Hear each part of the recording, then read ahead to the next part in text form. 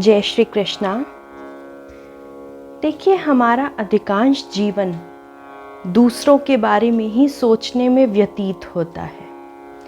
एक बार एक व्यक्ति था जो नित्य रोज प्रभु से प्रार्थना किया करता, व्रत आराधना किया करता। एक दिन प्रसन्न होकर ईश्वर ने उसे दर्शन दिए। ईश्वर ने प्रश्न किया कि बताओ, तुम्हारी क्या इच्छा है? आज मैं तुम्हारी हर मनोकामना पूर्ण करूंगा। अब वह व्यक्ति सोचने लगा कि मैं ईश्वर से कुछ ऐसा मांगूं कि जिसे मैं अपने पड़ोसी को दिखाकर जला सकूं।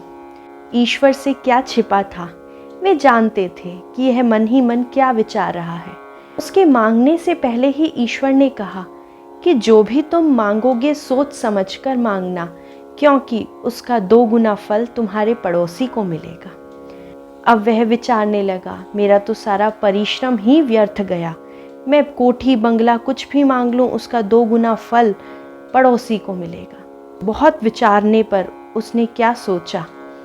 उसने सोचा कि क्यों ना मैं ईश्वर से कहूं कि मेरी एक आंख फोड़ दे, क्योंकि मेरी एक आंख फूटेगी तो पड़ोसी की दोनों आंखें ही फूट जाएंगी।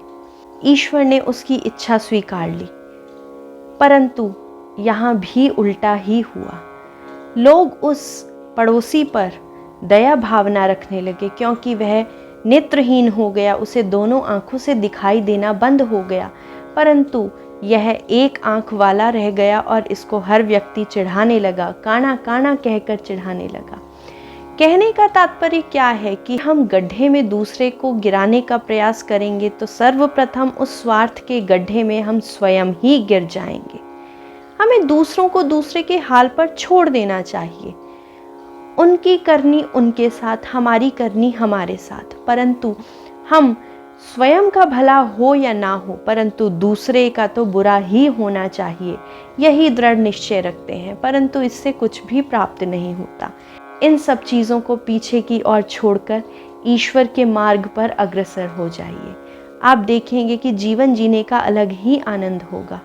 हर प्रकार से, हर तरह के व्यक्तियों की ओर से शून्य हो जाइए।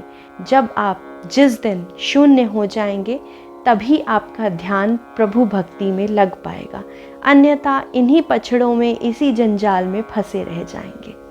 जय श्री कृष्ण।